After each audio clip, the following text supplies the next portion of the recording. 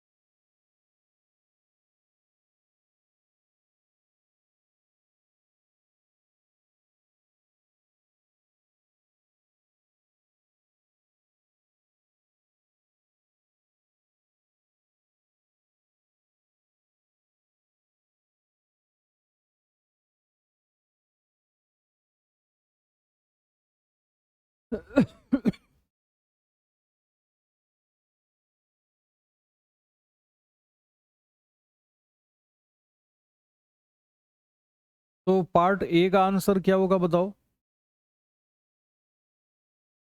In the right angle triangle ABC made of metallic wire moves at a uniform speed v in its plane as shown in figure.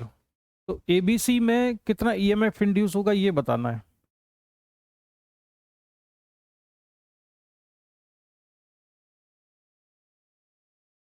Loop ABC में, तो ABC में induce होगा भी कि नहीं EMF, ये बताओ।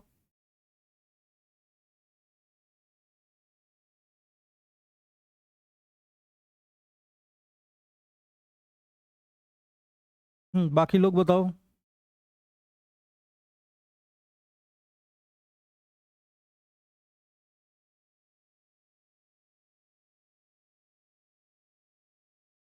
आरुषि तुम बताओ जरा, EMF इंड्यूस होगा कि नहीं?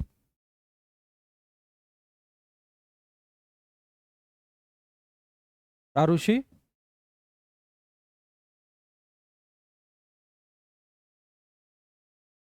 दिव्येश तुम बताओ, EMF इंड्यूस होगा इसमें?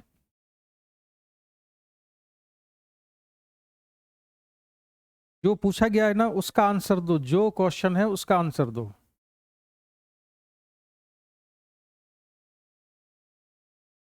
हम्म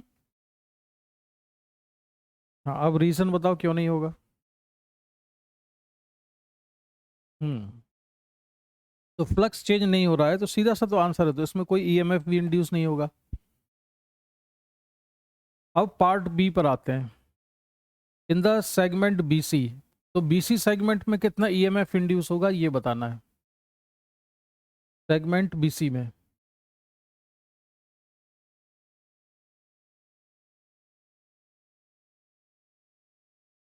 हाँ, तो लेंथ कितनी है उसकी?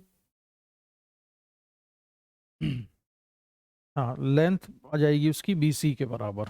ठीक है, तो बीवीएल होता है इसमें, तो सिंपल बीवीएल वाला फॉर्मूला लग जाएगा इसमें। ठीक है, इसमें तो बीवीएल वाला फॉर्मूला लग गया। जो बीसी वाला है, बी वी एल, और बी की वैल्यू कितनी है, BC वेलोसिटी V है, लेंथ की वैल्यू सॉरी ये है, और मैग्नेटिक फील्ड है B के बराबर, तो ये इतना हो गया। इसके बाद बताना है इन द सेगमेंट AC, तो AC में कितना है? AC में 0 क्यों है?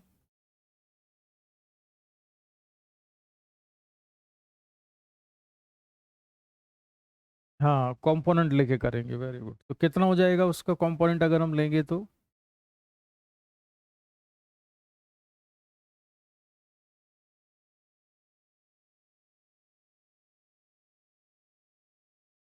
थीटा तो इसमें है नहीं कुछ। अच्छा, आंसर ही अस्यूम कर लेंगे फिर तो। मतलब इसमें आंसर क्या देंगे, जो गिवन पैरामीटर है हमारा आंसर उन्हीं में होना चाहिए ना, जो चीजें गिवन है हमारे आंसर में बस वही होना चाहिए। जो चीजें गिवन है क्वेश्चन में हमारे आंसर में वही चीजें आनी चाहिए।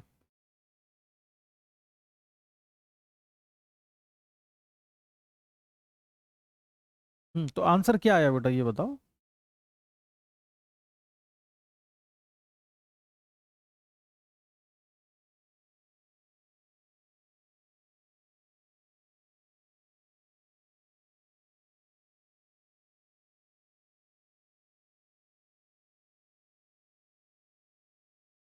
देखो इसका आंसर जो अभी ऊपर लिखा हुआ है ना वही होगा। क्यों होगा कि ये जो साइड है ए सी, अगर हम इसको एक वेक्टर की तरह से अगर हम ट्रीट कर लें, मान लो ये वेक्टर है ऐसा, तो इसकी एक लेंथ तो ये हो जाएगी और एक कंपोनेंट ये हो जाएगा। इन दोनों का रिजल्टेंट क्या बनेगा, ए सी बनेगा। तो ए सी का वर्टिकल कंपोनेंट कितना है, बी सी तो है, यानी बी बी। ठीक है, और इसका वर्टिकल कंपोनेंट किसका लिखना है हमको, ए सी का। तो ए सी का जो वर्टिकल कंपोनेंट बनेगा, ए सी का परपेंडिकुलर कंपोनेंट, वो कितना होगा, ए सी का परपेंडिकुलर कंपोनेंट, तो बी बी और वो कितने, बी सी के ही बराबर होगा। आए समझ में है कि नहीं है।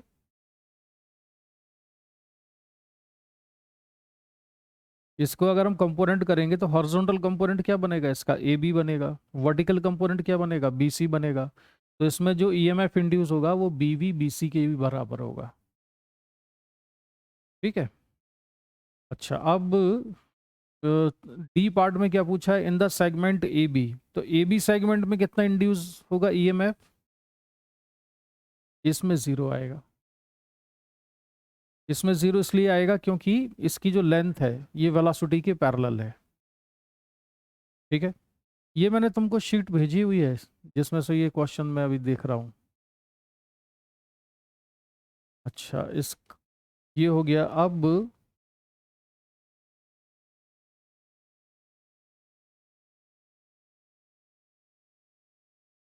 इसके बाद हम आगे बढ़ते हैं।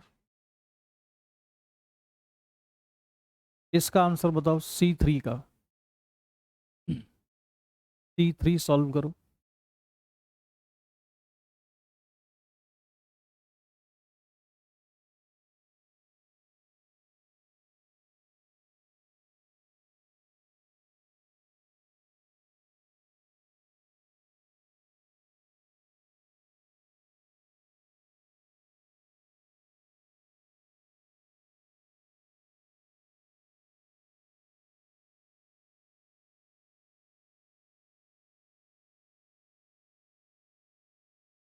इसकी लेंथ नजर आ रही है तुम्हें कितनी है,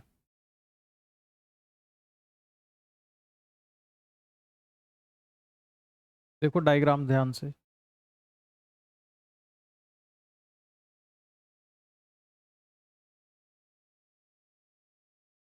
डायग्राम को ध्यान से देखो, तुम्हें लेंथ नजर आएगी उसकी।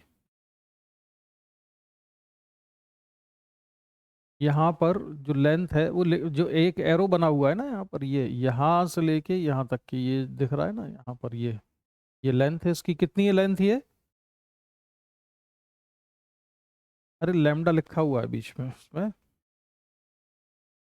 हाँ, चलो इसको ऐसे है, ये लूप ये साइन कर्व की फॉर्म में है और इसकी जो लेंथ है ये कितनी है, लैम्डा के बराबर है, ये लैम्डा है। ठीक है, और जो मैग्नेटिक फील्ड है वो कैसा है, क्रॉस है। तो मैग्नेटिक फील्ड है cross, perpendicular to the plane inwards, और वेलोसिटी कितनी है, V X I cap plus V Y J cap है। अब करो सॉल्व, कितना आता है।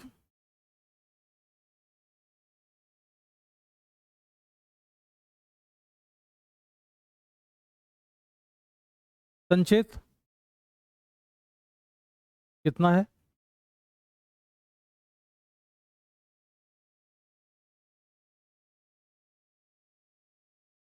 अलीशा तुम बार बार आ रही हो जा रही हो, क्या हुआ, नेटवर्क की प्रॉब्लम हो रही है। अच्छा,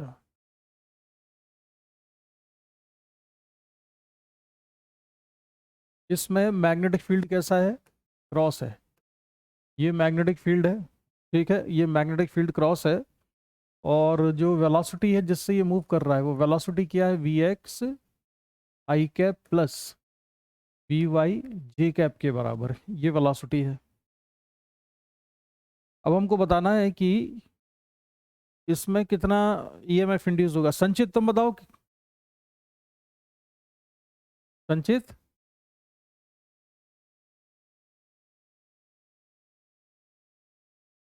अरे यार बीवीएल का फॉर्मूला पढ़ा हुआ है, इतना टाइम कैसे लग रहा है तुम लोगों को? बीवीएल होता है ना, इक्वल टू ये आ जाएगा बी, वेलोसिटी हो जाएगी वी वाई, और ये हो जाएगा लेमडा। ये आंसर हो गया। वेलोसिटी के दो कंपोनेंट है, एक है वी एक्स और एक है वी वाई। दूसरा ये जो लूप है, इसका हम वेक्टर सम करेंगे तो उसका रिजल्टेंट या उसकी लेंथ कितनी आ जाएगी? इसकी लेंथ आ जाएगी लेमडा के बराबर। तो लेमडा लेंथ का एक स्ट्रेट वायर हम मान सकते हैं, इसको हम एक सीधा वायर मान सकते हैं जिसकी लेंथ कितनी है? लेमडा के बराबर है। इसके पास वेलोसिटी के दो कंपोनेंट है, एक है वी वाई और एक है V X. V X length के पैरेलल है, इसलिए इसकी वजह से कोई ईएमएफ इंड्यूस नहीं होगा। लेकिन वी वाई लेंथ के परपेंडिकुलर है, इसलिए जो ईएमएफ इंड्यूस होगा वो वी वाई की वजह से होगा। तो इसका आंसर आ जाएगा बी वी वाई लेमडा के बराबर। समझ गए? तो सिंपल सही क्वेश्चन था बहुत, ये देखने में डरावना लग रहा था तो बड़ा सिंपल सही है। अच्छा इसके बाद क्वेश्चन नंबर 4 क्या कहता है, ये दूं के ना दूं तुम्हें?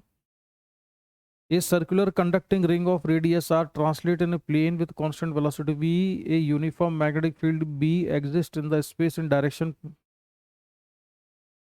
अच्छा ये तो मैंने तुमको कल करा दिया है क्वेश्चन।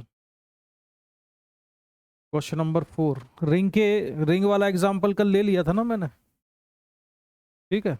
चलो जरा अब C5 सॉल्व करके दिखाना। ये है C5 और मैं जरा यहाँ से हो जाता हूँ गायब।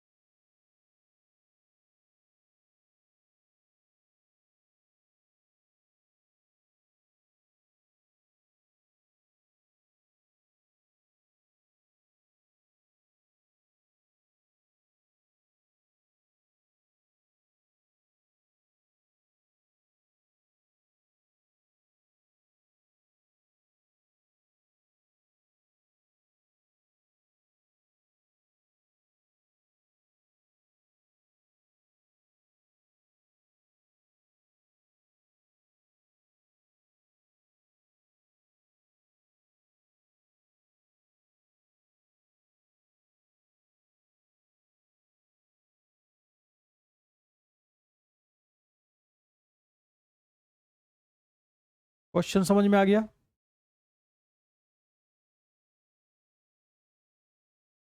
हाँ दिव्येश, क्वेश्चन एक्सप्लेन करो जरा क्या हो रहा है इसमें।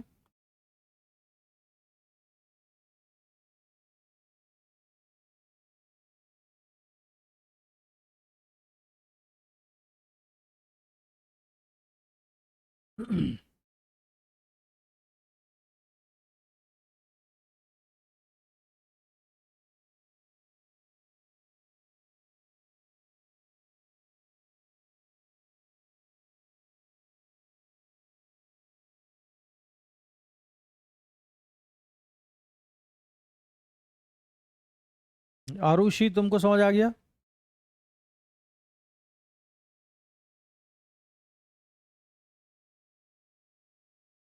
हम्म।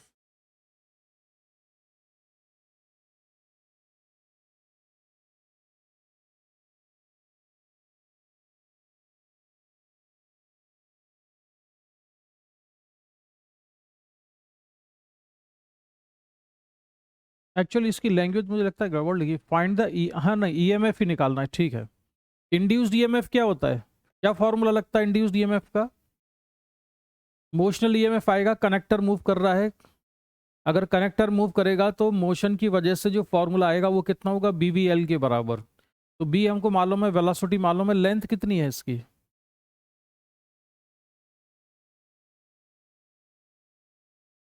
लेंथ कितनी लेंगे, लेंथ तो वेरी कर रही है। जब y इक्वल टू 0 पर है कनेक्टर, जब y कोऑर्डिनेट 0 है कनेक्टर का, तो उसकी लेंथ कितनी लेंगे हम संचित, क्या लेंथ होगी? इनिशियली ये मूव करना शुरू कहाँ से करता है कनेक्टर,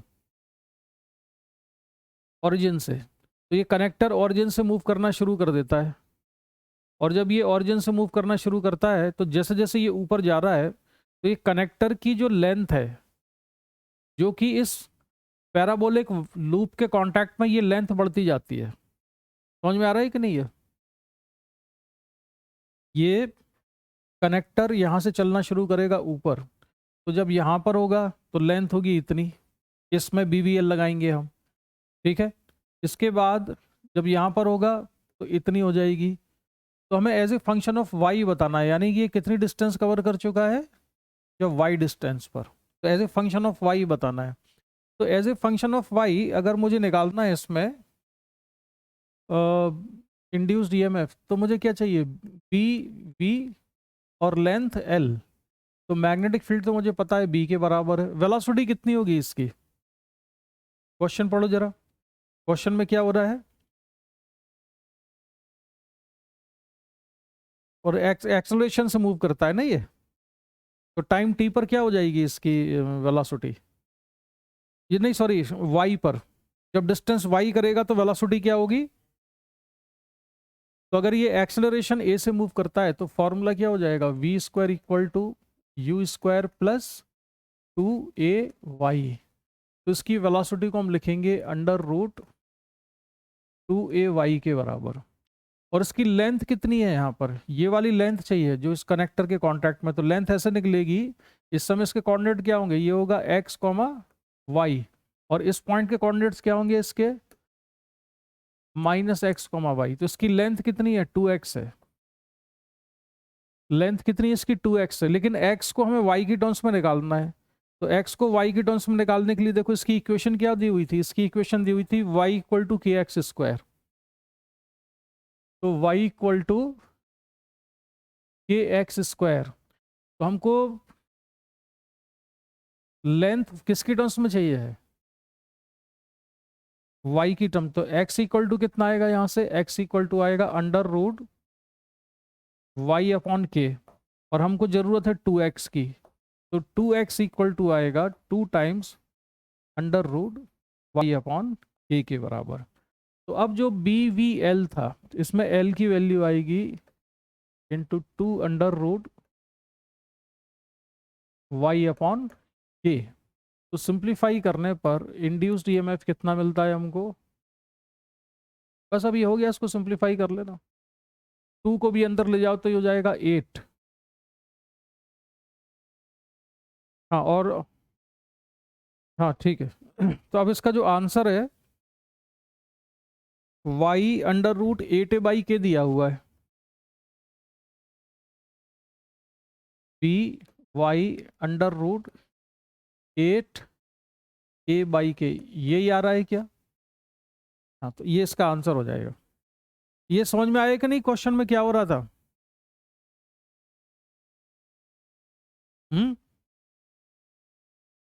सभी को क्लियर है ये क्या हुआ आखिर, इसमें बाउंसर तो नहीं था, बोलो। चलो अगले क्वेश्चन पर बढ़ते हैं।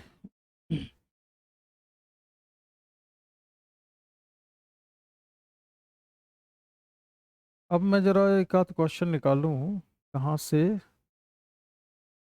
वर्मा जी से।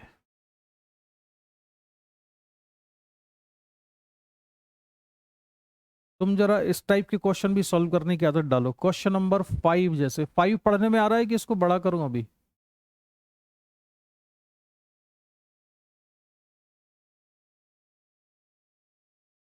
तो क्वेश्चन नंबर 5 की रीडिंग करो जरा।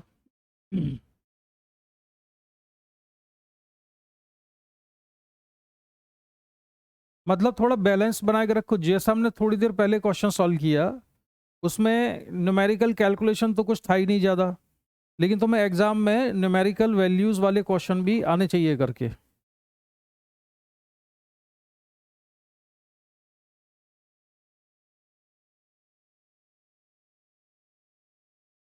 हाँ, क्वेश्चन नंबर 5।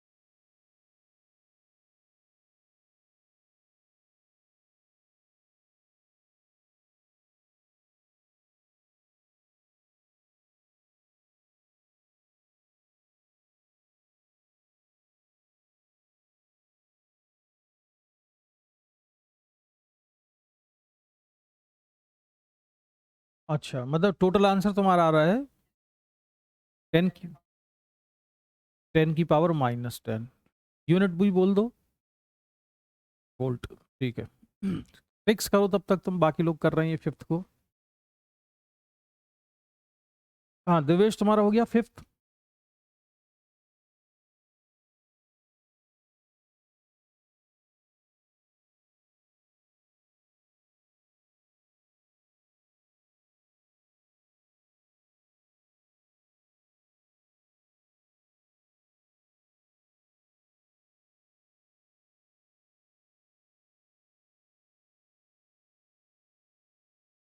हम्म।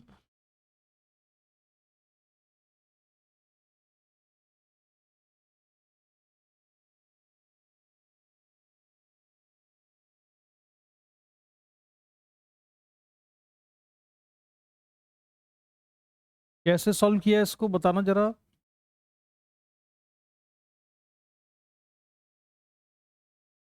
कैसे किया था बताओ जरा। इसमें एक इसमें एक जो वायर है वो तो ले लिया होगा स्ट्रेट वायर ऐसे, और लूप यहाँ पर रखा हुआ है। और देखो लूप को बहुत छोटा लिया गया है, इसलिए इसके सेंटर से जो डिस्टेंस है वो हम पूरी डिस्टेंस लूप की कांस्टेंट मान लेंगे, जबकि लूप के अलग अलग पॉइंट्स का डिस्टेंस अलग अलग है वायर से। ये बात समझ में आ रही है।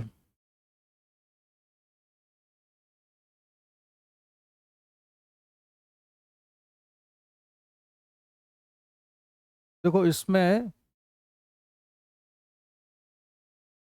ये एक वायर है जिसमें करंट फ्लो रहा है आई, और मैं यहाँ पर एक लूप रखूँ, तो इस लूप से मैग्नेटिक फ्लक्स में नहीं निकाल पाऊंगा कितना पास हो रहा है। क्यों नहीं निकाल सकते हम? क्योंकि यहाँ पर मैग्नेटिक फील्ड अलग होगा, यहाँ अलग होगा, यहाँ अलग होगा, यहाँ अलग होगा। अलग अलग जगह पर मैग्नेटिक फील्ड अलग अलग होगा। अगर हम लूप का साइज कैसा लें, फाइनाइट लें, लेकिन अगर इसका साइज हम कैसा, सॉरी इसका साइज हम बहुत ही ले लेते हैं, छोटा सा है, बहुत छोटा है, इनफाइनाइट स्मॉल है, कितना है, बहुत छोटा सा। तो ये जो सेंटर तक की डिस्टेंस होगी यहाँ से x, इसी डिस्टेंस पर जो मैग्नेटिक फील्ड है हम मान लेंगे कि पूरे लूप पर वही मैग्नेटिक फील्ड है। तो इससे पास होने वाला फ्लक्स हो जाएगा μ0I/2πx, और इसका रेडियस अगर r है तो ये πr², ये फ्लक्स हो गया। तो φ=μ0I r²/2πx, इतना आ गया। अब इसमें क्वेश्चन में गिवन क्या क्या था।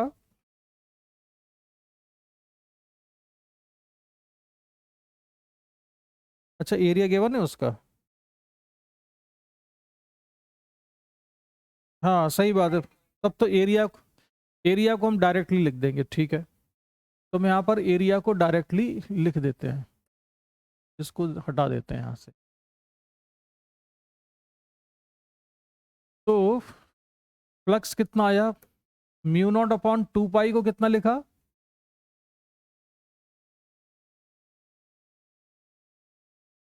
2 × 10⁻⁻7 कर दिया। करंट कितना था, 10 एम्पियर। और एक्स, ये डिस्टेंस कितनी दी थी, वायर कितनी डिस्टेंस पे था, 20 सेंटीमीटर पे था। तो ये हो जाएगा 20 × 10⁻²। तुमने ये -2 नहीं बदला है ना आरुषि, सेंटीमीटर को चेंज। और एरिया था 1 मिलीमीटर स्क्वायर, 1 मिलीमीटर स्क्वायर को ये -6 हो जाएगा मीटर में। अब हम इसका फ्लक्स लिखें तो ये इनिशियल फ्लक्स कितना हो गया, 2 से तो 2 उड़ गया, 10 की पावर, ये -2 ऊपर जाके हो जाएगा +3, -3 तो ये 10 ही बच रहा, -11 क्यों, रुको तो ये ये +3 हो गया, +3 तो ये बचेगा -3, तो -10 ही तो बच रहा है ये।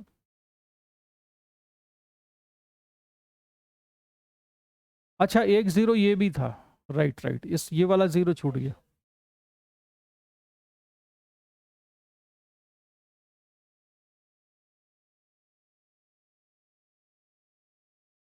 तो 10 की पावर -11 बचा। तो ये है फ्लक्स इनिशियल, और फाइनल इसको बाहर निकाल दिया था, क्या किया था,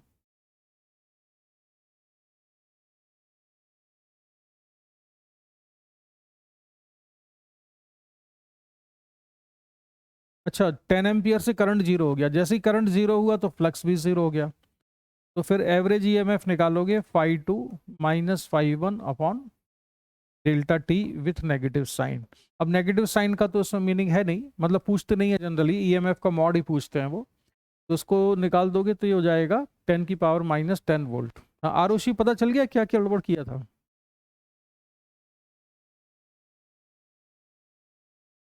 तो ये जो कैलकुलेशन वाले क्वेश्चंस है ना, ये वाले क्वेश्चंस भी हमको प्रैक्टिस होनी चाहिए, होते तो सिंपल हैं लेकिन इनमें ना मिस्टेक होने के चांसेस रहते हैं। तो संचित जरा क्वेश्चन नंबर 6 और कर दो। कौन सा,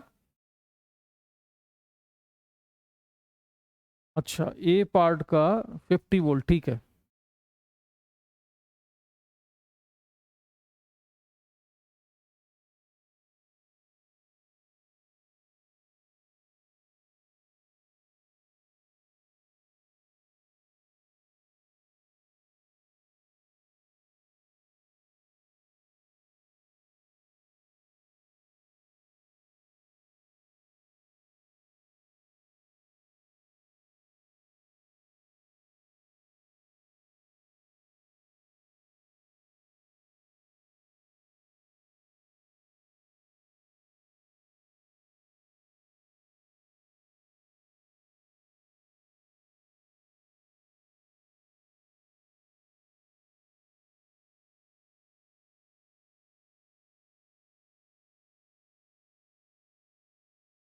हाँ 0.25 में ही उसको रिस्टोर किया गया है। अच्छा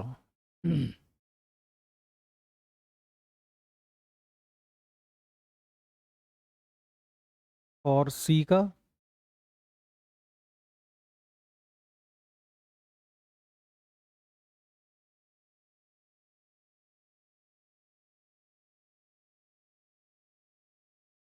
वो जीरो क्यों आ रहा है, मतलब,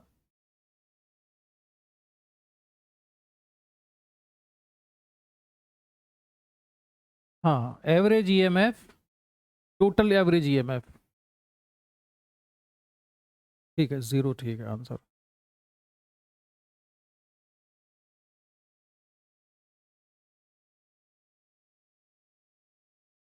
7 पर आ जाओ, एनर्जी क्या निकालनी है इसमें।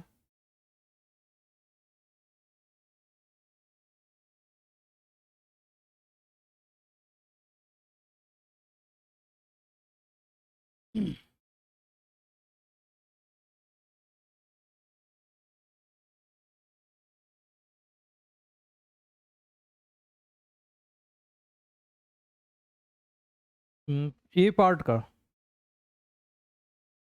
ठीक है। अलीशा तुमने कैसे किया है बताओ।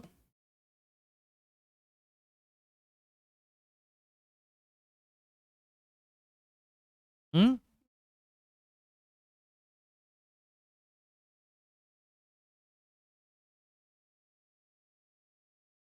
एक साइड की लेंथ है 50 सेंटीमीटर, 50 टर्न्स है, मैग्नेटिक फील्ड कितना है 1 टेस्ला है, तो इससे फ्लक्स कितना पास हो रहा है इनिशियली।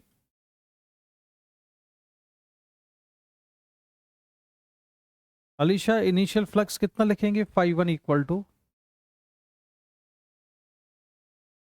हाँ तो N × BA। और फाइनल फ्लक्स कितना है 0, बाहर निकाल दिया ना 0.25 सेकेंड में। तो NBA की वैल्यू कितनी है, एरिया, एरिया कितना,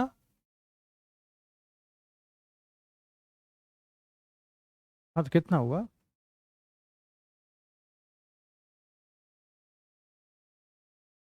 25 × 10⁻⁻², अपॉन कितने टाइम में बाहर निकाला था उसको,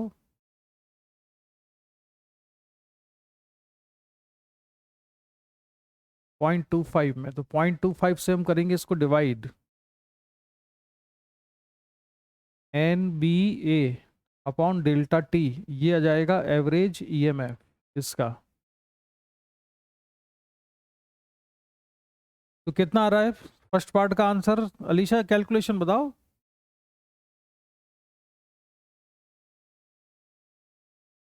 आरुषि, बी का,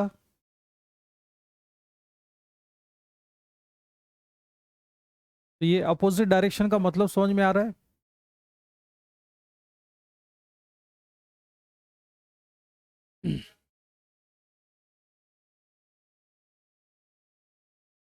इसमें मान लेते हैं कि ये वो रीजन है जिसमें मैग्नेटिक फील्ड है, लूप ऐसे रखा हुआ है पहले, तो इससे पास होने वाला जो फ्लक्स है इनिशियली वो है 5 1 = NBA। एन था 50, मैग्नेटिक फील्ड 1 टेस्ला था, और एरिया हो जाएगा, एक साइड की लेंथ 50 सेंटीमीटर थी, तो 50 × 10⁻², और इसका स्क्वायर, तो 5 1 = यह जाएगा 50 इंटू, कितना हो जाएगा ये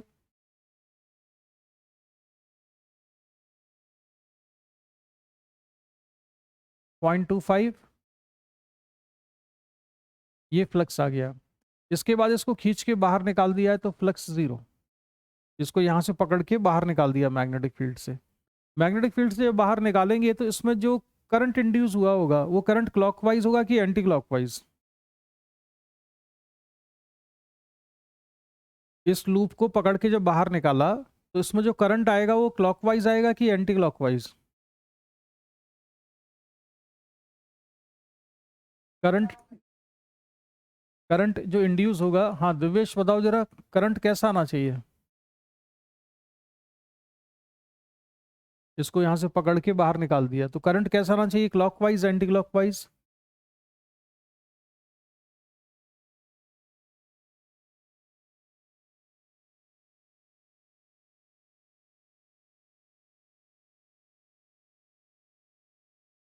लूप को बाहर निकालेंगे, इससे मैग्नेटिक फ्लक्स कम होगा, मैग्नेटिक फ्लक्स कम होगा तो मैग्नेटिक फील्ड डायरेक्शन में ही करंट, मैग्नेटिक फील्ड प्रोड्यूस करना चाहिए इंड्यूस करंट को, तो ये क्लॉकवाइज आएगा।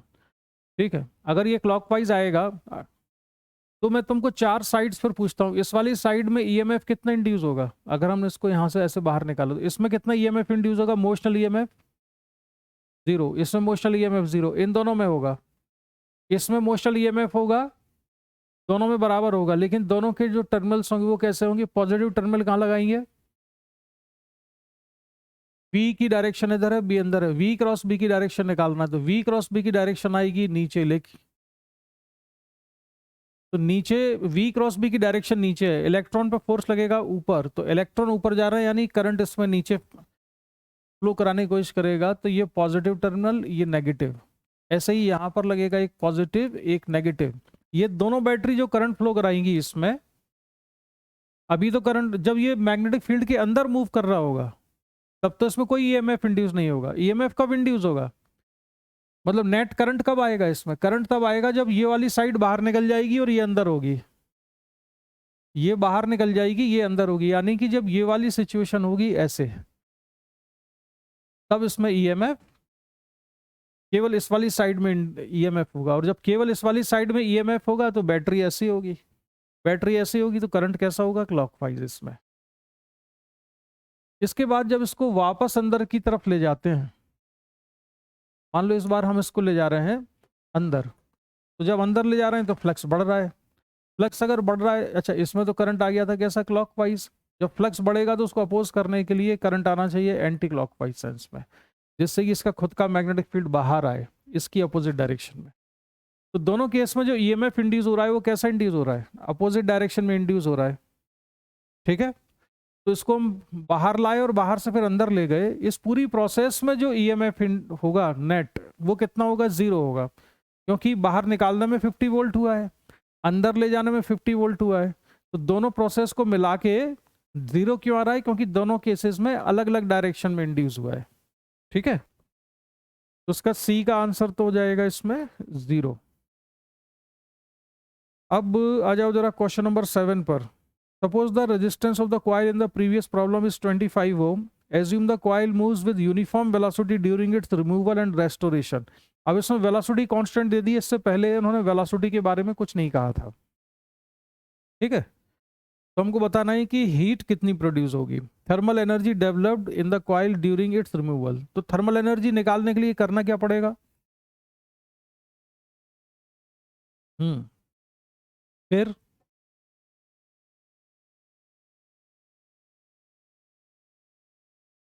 हाँ, थर्मल एनर्जी निकालने का मतलब ये होता है, अगर करंट वेरी कर रहा है तब तो I²R इंटू डी टी का इंटीग्रेशन करना होता है। और अगर करंट कांस्टेंट है तो फिर इसको सिंपल I²R इंटू टी कर देते हैं। ये कब लगाना है, व्हेन करंट इज कांस्टेंट, और ये लगाना है व्हेन करंट इज वेरिएबल।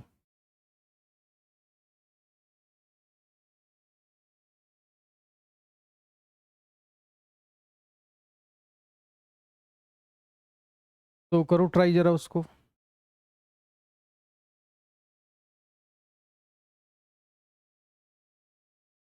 और सी में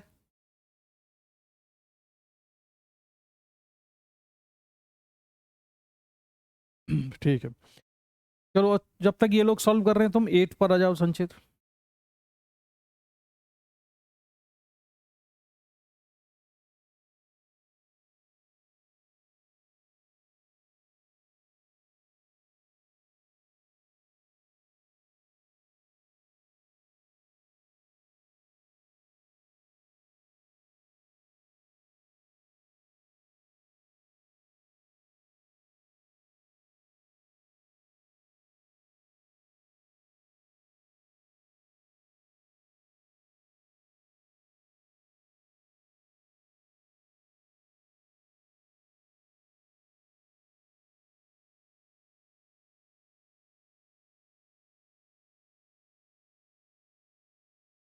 तो कैसे कैसे सॉल्व किया बताओ जरा।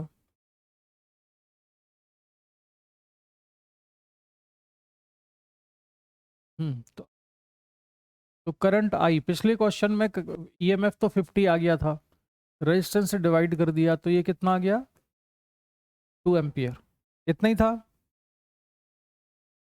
अच्छा, इसमें जो करंट है ये कांस्टेंट है कि वेरी कर रहा है,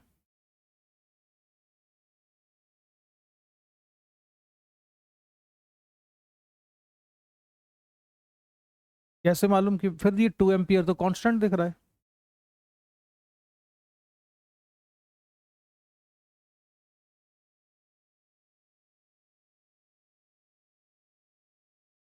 हाँ, मैग्नेटिक फील्ड से बाहर निकालने में फ्लक्स चेंज हो रहा है, फ्लक्स चेंज होने की वजह से ही ईएमएफ इंड्यूस हुआ है, लेकिन ये जो ईएमएफ है ये कांस्टेंट है कि वेरी कर रहा है,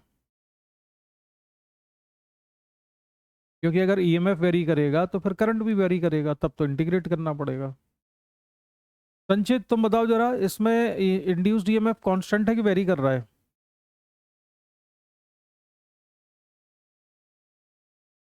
क्यों रहेगा कांस्टेंट?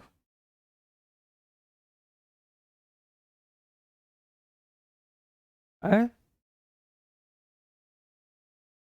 ये देखो क्वेश्चन ये है।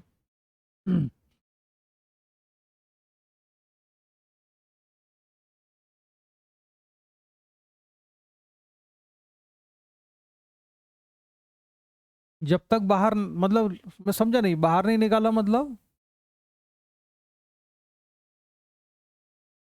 अब ये बताओ, वेलोसिटी कांस्टेंट है तो कैसे पता चला कि ईएमएफ कांस्टेंट है?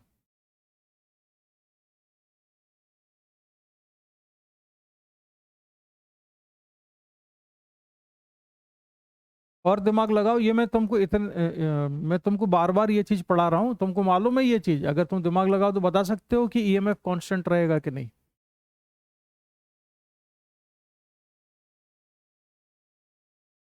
बोलो, नहीं समझ आ रहा?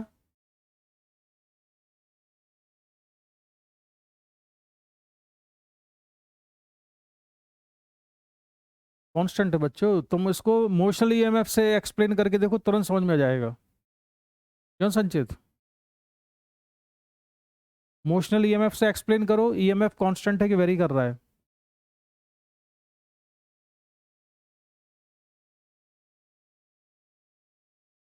संचित, नहीं समझ आ रहा मोशनल ईएमएफ से?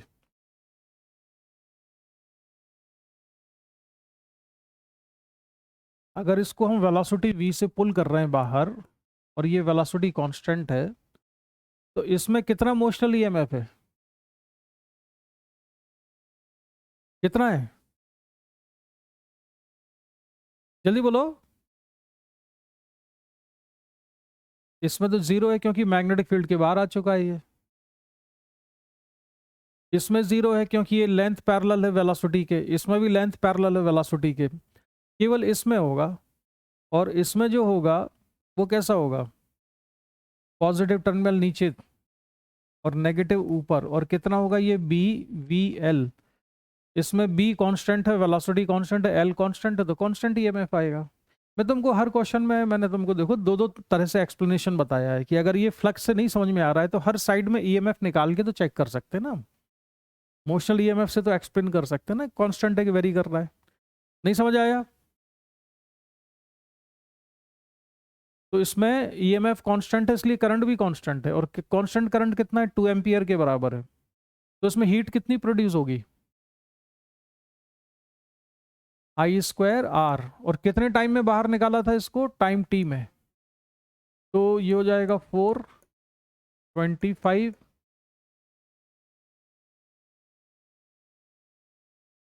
इतना ही था। तो ये आ जाएगा 25 जूल के बराबर। 25 जूल हीट प्रोड्यूस होगी। इसके बाद जब वापस जाएंगे तब भी कांस्टेंट करंट आएगा, और वो भी बीवीएल से ही निकाल सकते हैं हम, मोशनल ईएमएफ से समझ सकते हैं उसको। और हीट जो प्रोड्यूस होगी उसमें 25 आएगी। बाहर जाने और अंदर जाने में, दोनों में हीट में डायरेक्शन का कोई चक्कर नहीं होता है। हीट डायरेक्शन पर डिपेंड नहीं करेगी, हीट तो हीट है, दोनों केस में क्या होगी? ऐड ही होगी। तो कितनी हो जाएगी? 50 जूल। अलीशा, अलीशा कनेक्टेड हो कि नहीं? समझ में आया कि नहीं है? अच्छा, चलो क्वेश्चन नंबर 8।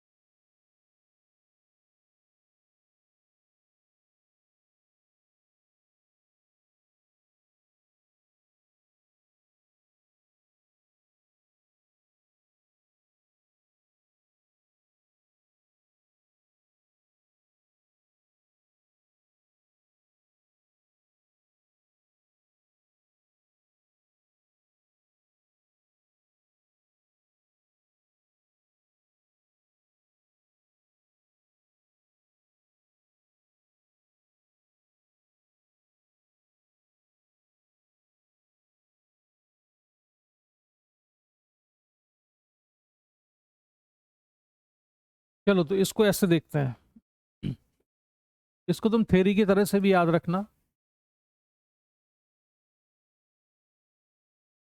हेडिंग डाल दो induced EMF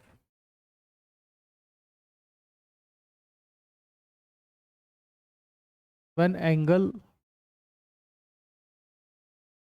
between B and A changes. ठीक है, एरिया वेक्टर और मैग्नेटिक फील्ड के बीच में अगर एंगल चेंज होता है तब ईएमएफ कितना इंड्यूस होगा, ये समझ रहे हैं हम।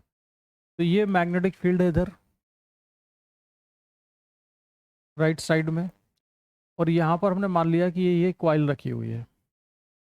ठीक है, कॉइल कैसी है, ये मैग्नेटिक फील्ड है इस डायरेक्शन में, और कॉइल ऐसे रखी हुई है। तो अभी मैग्नेटिक फील्ड और एरिया वेक्टर के बीच में एंगल कितना है?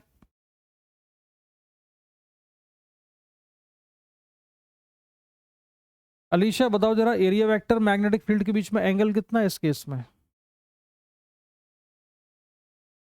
कॉइल को कैसे रखा हुआ है हमने, ऐसे, ये है कॉइल, तो इसका एरिया वेक्टर किस डायरेक्शन में आएगा? हाँ, तो बी और एरिया वेक्टर के बीच में एंगल कितना होगा?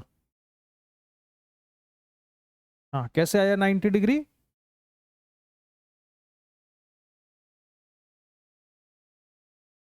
ये है कॉइल ऐसी, ये मैंने ये ऐसा था ना, इसको ऐसे रखा हुआ, ये कॉइल है और मैग्नेटिक फील्ड इधर है, ये मैग्नेटिक फील्ड है ऐसी। तो मैग्नेटिक फील्ड और एरिया वेक्टर के बीच का एंगल बताना है तुम्हें, क्या है? 90 डिग्री है कि 45 है? कितना है? 45। 45 है कि 44 डिग्री है, ये बताओ। अच्छा, 45 कैसे आप पता चला? किसका रिजल्टेंट?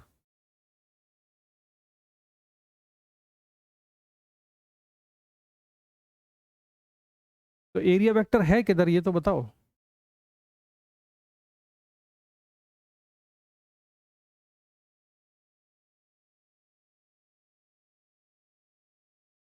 एरिया वेक्टर एरिया के कैसा होता है? तो ये ऐसा होगा ना, ये परपेंडिकुलर है कि नहीं?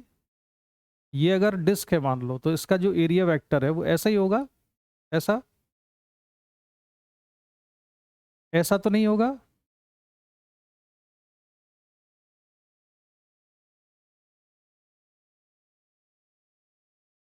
जल्दी बोलो। ये अगर डिस्क है, ये लो, ये डिस्क मैंने बनाई, तो इस डिस्क का जो एरिया वेक्टर है, ये ऐसा बनाऊं मैं, ये इधर बनाऊं, कौन सा वाला एरिया वेक्टर है? ये वाला?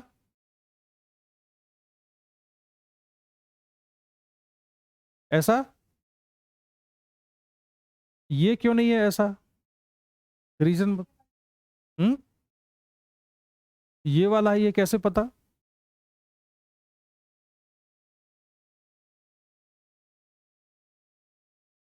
तुमको अभी एरिया वेक्टर परपेंडिकुलर होता है तो वो डायरेक्शन नहीं क्लिक करती है आरुषि, ओ अलीशा। एरिया वेक्टर की डायरेक्शन इधर आएगी इसके, तो एरिया वेक्टर और मैग्नेटिक फील्ड के बीच में एंगल कितना है? 0 डिग्री है। 180 भी हो सकता था, हमने 0 लिया। अब किसी इंस्टेंट पर हमने मान लिया कि ये जो एरिया वेक्टर है एन कैप, ये मैग्नेटिक फील्ड के साथ कितना एंगल बनाता है? थीटा। और ये कॉइल रोटेट कर रही है एंगुलर वेलोसिटी ओमेगा से। तो suppose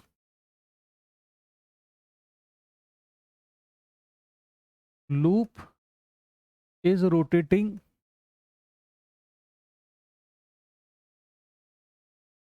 with angular velocity omega.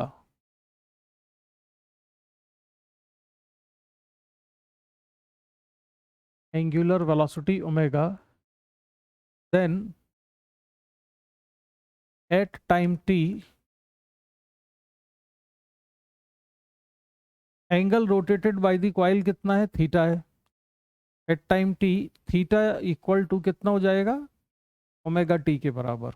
कितने एंगल से रोटेट, ये कॉइल ऐसी थी, यहाँ पर थी t=0 पर, फिर ये रोटेट कर गई है। कितने एंगल से रोटेट कर जाएगी वो? थीटा एंगल से। तो थीटा इक्वल टू कितना होगा? Omega T. इसका एरिया वेक्टर भी घूमेगा अगर ये घूमेगी तो। बात समझ में आ रही है?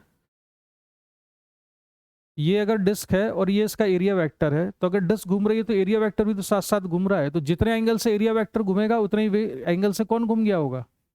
डिस्क। समझ में आई बात ये कि नहीं? सभी लोग समझ गए ना ये? अगर ये डिस्क है या लूप है, ये एरिया वेक्टर है, एरिया वेक्टर परपेंडिकुलर है, जिस एंगल से डिस्क घूमेगी उसी एंगल से एरिया वेक्टर भी ऐसे घूमता जाएगा। जब डिस्क 90 डिग्री से घूमेगी तो ये एरिया वेक्टर भी 90 से घूम जाएगा। तो अभी ये थीटा एंगल से घूमा टाइम टी में, तो थीटा को लिख सकते हैं omega T.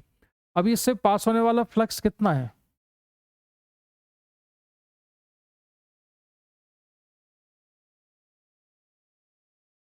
Eight this time flux through the coil,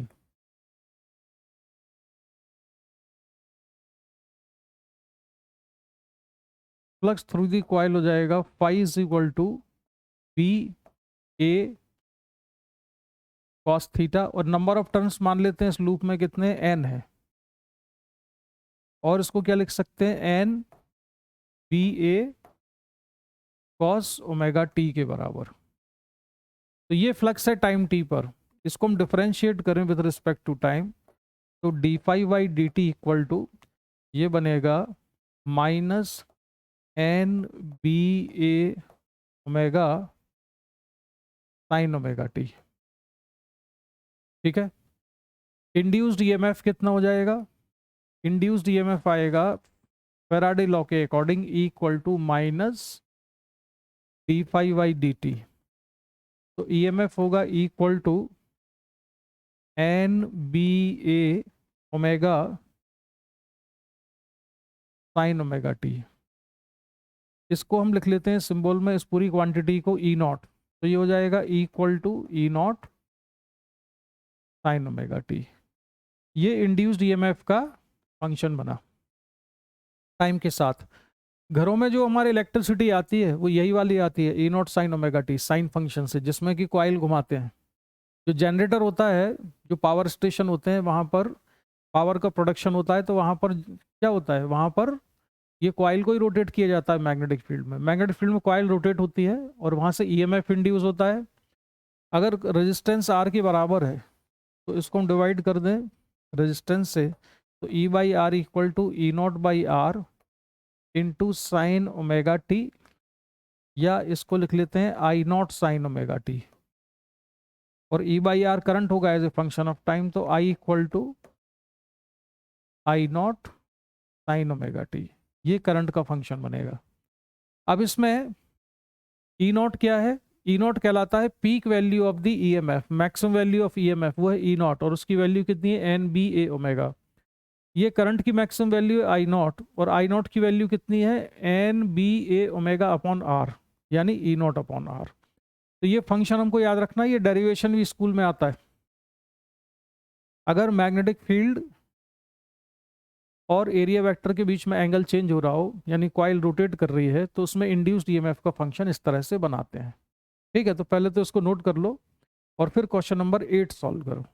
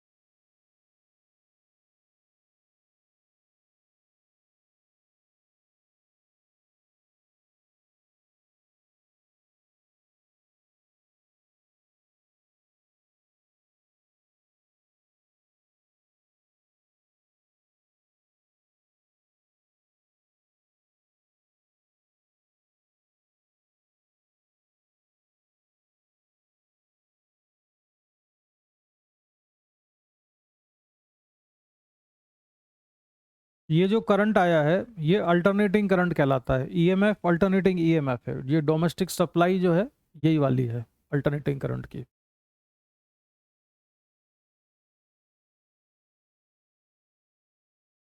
अच्छा, दूसरी चीज है इसमें एक और याद रखना है तुमको, ये जो हमने लिखा है I equal to I naught sine omega T, ये स्पेशल केस था। स्पेशल केस क्या था, जिसमें हमने ये मान लिया था कि मैग्नेटिक फील्ड के और एरिया वेक्टर के बीच में इनिशियल एंगल कितना था, 0 था। ऐसा भी हो सकता है कि कॉइल जो है ऑलरेडी इस पोजीशन में हो कि उसका एरिया वेक्टर एन कैप कितना एंगल बना रखा है, पाई नॉट के बराबर। और ये कब है, टी इक्वल टू 0 पर। और थोड़ी देर के बाद जब ये कॉइल रोटेट करेगी तो रोटेट करने पर इसका एरिया वेक्टर ये थीटा एंगल से घूम गया हो, एन कैप, ठीक है, ये थीटा हो, तो मैग्नेटिक फील्ड के साथ इसका टोटल एंगल कितना हो जाएगा, थीटा प्लस पाई नॉट। और थीटा तो ओमेगा टी है, तो ये omega T plus pi not होगा। यानी कि जनरल इक्वेशन उसकी जो बनेगी पिछले वाले केस की, वो जनरल इक्वेशन बनेगी I equal to I naught sine omega T plus pi naught. यानी कि अगर टी इक्वल टू 0 पर ये वाला फेज कांस्टेंट या फाई नॉट 0 है तो इक्वेशन है I equal to I naught sine omega t. Otherwise general equation ये है I equal to I naught sine omega T plus phi naught. ये सिंपल हार्मोनिक मोशन की जो 11th क्लास में इक्वेशन हुआ करती थी, ये लगभग उसी तरह की इक्वेशन है, लगभग क्या एग्जैक्टली वही इक्वेशन है ये, जिसमें फाई नॉट क्या होता था, फेज कांस्टेंट या इनिशियल फेज कहते थे, और omega T plus phi naught क्या है, यह phase at time T. Omega T plus phi naught ये है फेज एट टाइम टी, और फाई नॉट कहलाता है phase at T equal to 0। तो टी इक्वल टू 0 पर फेज है ये, ठीक है। चलो अब जरा क्वेश्चन नंबर 8 पर आ जाओ।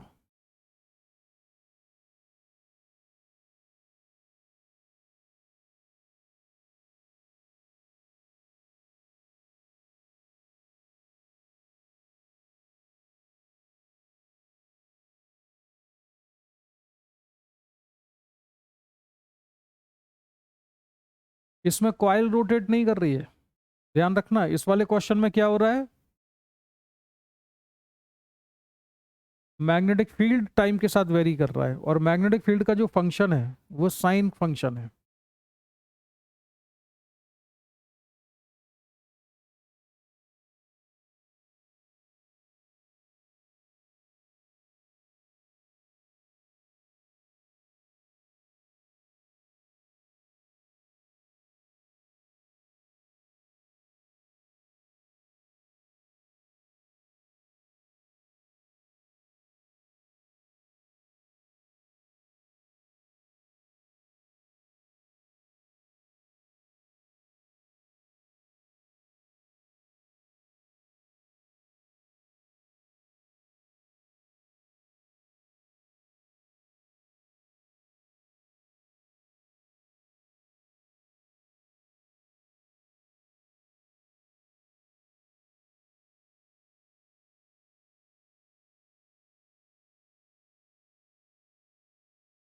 मैक्सिमम ईएमएफ इंड्यूस कितना होगा,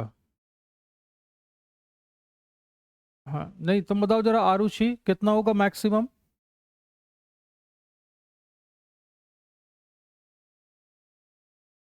पहले तो बताओ ईएमएफ होगा कितना, जनरल ईएमएफ कितना लिखेंगे।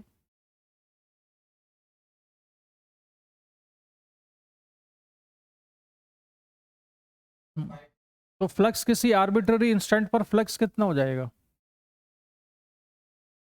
पी ए कॉस थीटा होता है, तो क्या लिखेंगे, फाई इक्वल टू बी कितना है,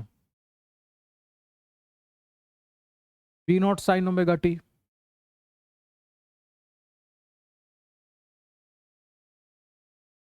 एरिया कितना है इसका,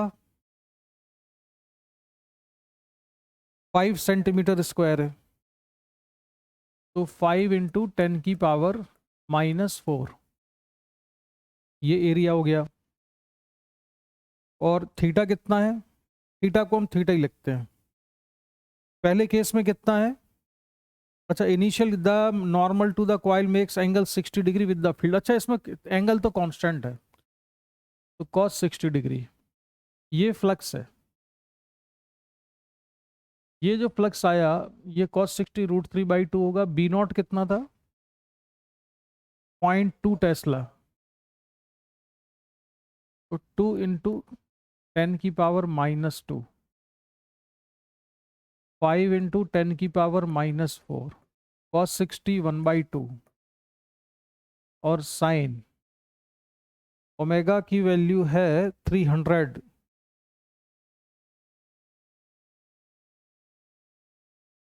या 2 इंटू 10 की पावर, अच्छा ये 0.2 टेस्ला था क्या? अच्छा हाँ, 0.20। अच्छा मुझे वो जीरो ले लिया, ये गलत है, ये -1 आएगा।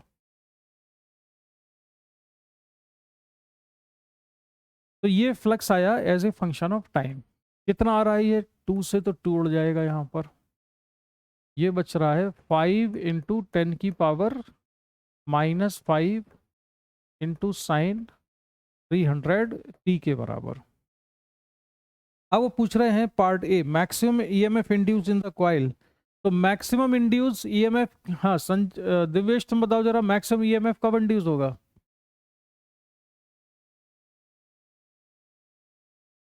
हाँ, तो कितना आंसर आ गया इसका?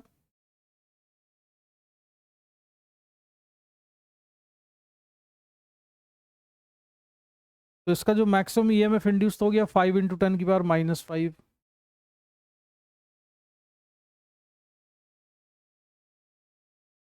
लेकिन इसमें आंसर तो ये नहीं दिया हुआ है।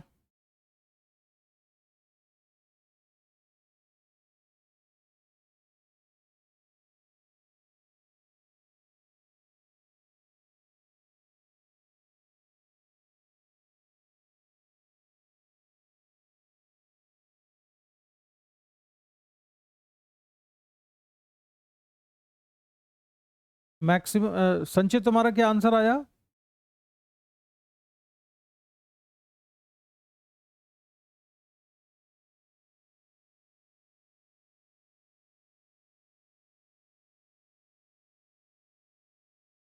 इसमें नंबर ऑफ टर्न्स भी हैं क्या?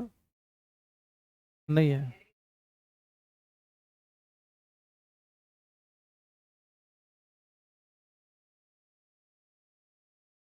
अच्छा, 1 मिनट, गलती कर दी ना तुम लोग, ध्यान नहीं नहीं, इसमें एंगल 60 डिग्री किस किस के बीच में है?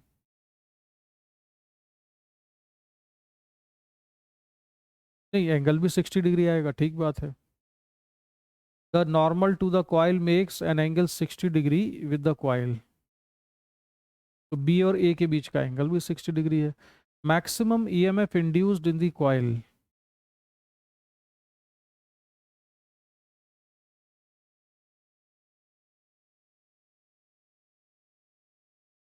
एक चीज ये बताओ, इसका जो फंक्शन है इसमें कुछ चीज छूटी तो नहीं है? B naught sine omega T.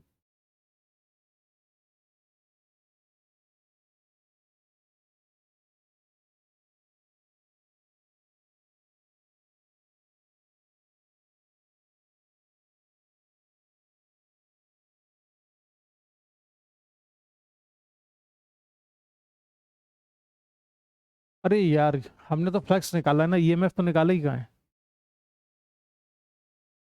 इन्होंने तो वो पूछा है ना ईएमएफ, हम लोग इसी को आंसर कर रहे हैं, ये तो फ्लक्स है। इंड्यूस्ड ईएमएफ कितना होगा? -d∅dt। तो अब ये कितना आएगा? तुमने भी यही फ्लक्स को लिख लिया था आंसर, क्यों संचित?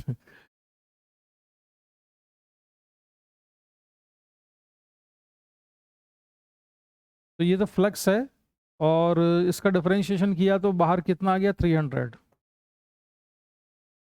Into cos 300t। बस अब आंसर आ गया। जब cos 300t की वैल्यू 1 हो जाएगी तो ये मैक्सिमम हो जाएगा। तो E maximum equal to E maximum हो जाएगा, कितना हुआ बोलो?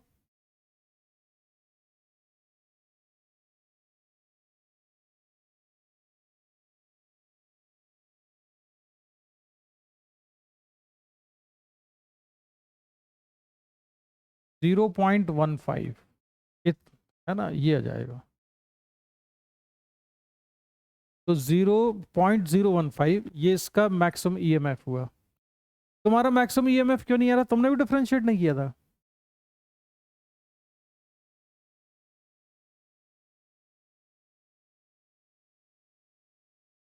तो ये मैक्सिमम ईएमएफ हो गया।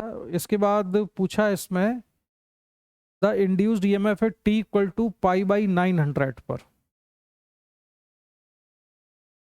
पाई बाई 900 टाइम पर। ये देखो क्वेश्चन,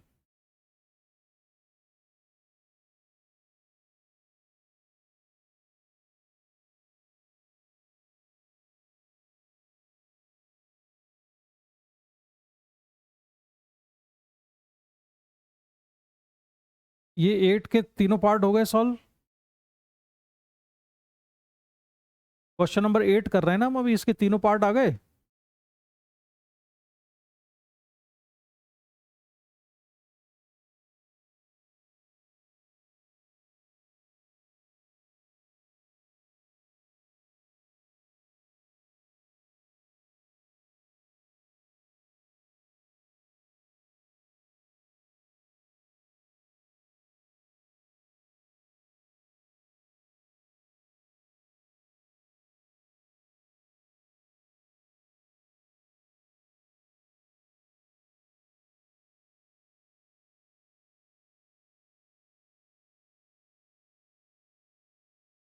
कौन से वाले पार्ट का आंसर? सेकंड।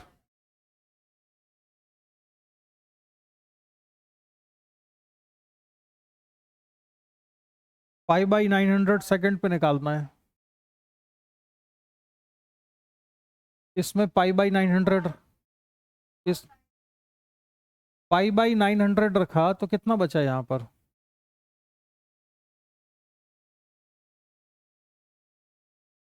तो कॉस पाई बाई 6 रखना है ना इसमें।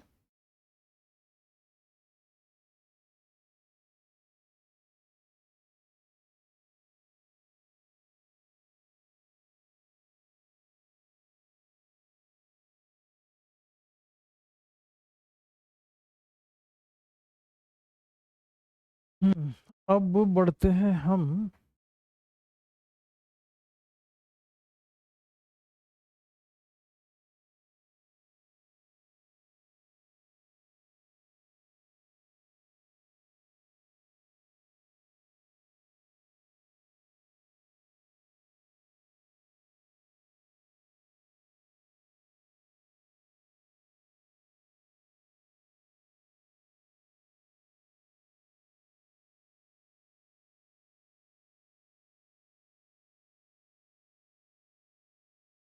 चलो क्वेश्चन नंबर 35 सॉल्व करो अब जरा।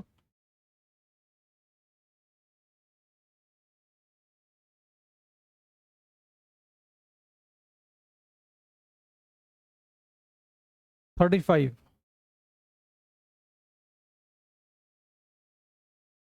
हाँ पहले संचित तुम अभी अपना आंसर मत बताना, पहले तो क्वेश्चन, हाँ दिव्येश एक्सप्लेन करो क्वेश्चन का मतलब क्या हुआ।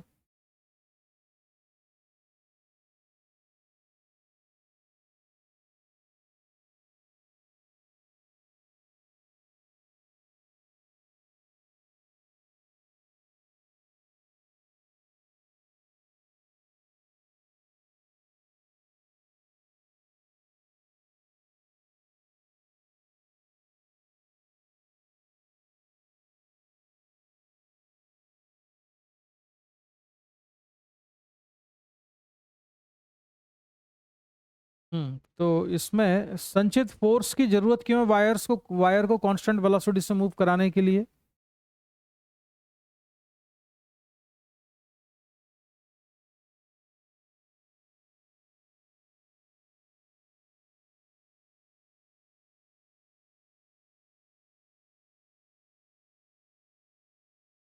कोई भी बताओ। अच्छा आरुषि तुम बताओ, इसको वायर को मूव कराने के लिए फोर्स लगाने की जरूरत है क्या?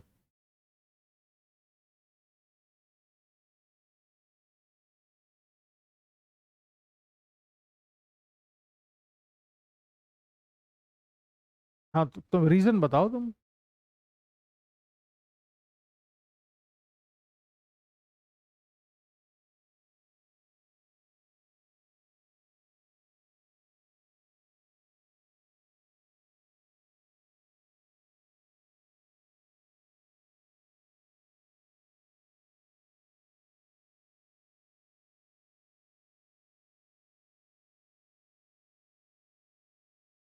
क्या रीजन है फोर्स?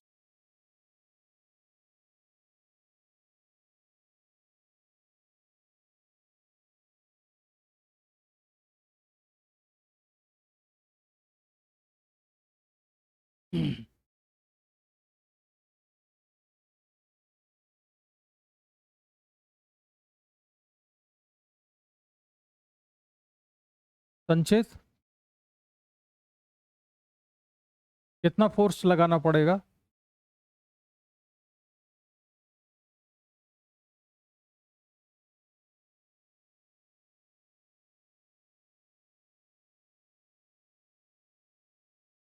अच्छा, इस वायर में ईएमएफ इंड्यूस होगा क्या? हम्म। हाँ, कितना होगा मोशनल? मोशनल ईएमएफ कितना होगा? बीवीएल। पॉजिटिव टर्मिनल कहाँ लगेगा इसमें? बीवीएल को एक बैटरी के इक्विवेलेंट मान लें तो उसका पॉजिटिव टर्मिनल कहाँ लगाएंगे? तो इसमें पॉजिटिव टर्मिनल लगेगा ऊपर, नेगेटिव नीचे। अरे यार, अब तुम जल्दी जल्दी करा करो इस चीजों को। तो वी क्रॉस बी की डायरेक्शन किधर आएगी? वी इधर है, बी अंदर है, वी क्रॉस बी की डायरेक्शन ऊपर है, इलेक्ट्रॉन पे फोर्स लगेगा नीचे। इलेक्ट्रॉन नीचे जाएंगे तो ये एंड नेगेटिव बनेगा, ऊपर वाला एंड पॉजिटिव बनेगा। इसमें करंट फ्लो होगा कि नहीं होगा? करंट नहीं होगा, ये यहाँ से भी ओपन है, यहाँ से भी ओपन है, इसमें करंट नहीं होगा, केवल ईएमएफ होगा। और जब करंट नहीं है तो इसमें कोई फोर्स नहीं लगाना पड़ेगा, जीरो आंसर आएगा इसका। आए समझ में? नहीं समझ आया? संचित, संचित, इसमें कितना फोर्स लगाना पड़ेगा वायर को मूव कर? करंट जीरो है, करंट नहीं फ्लो हो रहा है। अब बताओ जरा, मैं इसमें चेंज कर देता हूँ जरा। ये जो वायर यहाँ पर हमने एक लगा दिया है रेजिस्टेंस आर, और ये जो लेंथ है यहाँ पर, इस लेंथ को नाम दे दिया है हमने, ये लेंथ है स्मॉल ए के बराबर। ठीक है। इस वाले वायर का रेजिस्टेंस भी मान लेते हैं, चलो कुछ, इसका भी रेजिस्टेंस हमने मान लिया कितना है, आर के बराबर है। अब बताओ कितना फोर्स लगाना पड़ेगा वायर को मूव कराने के लिए?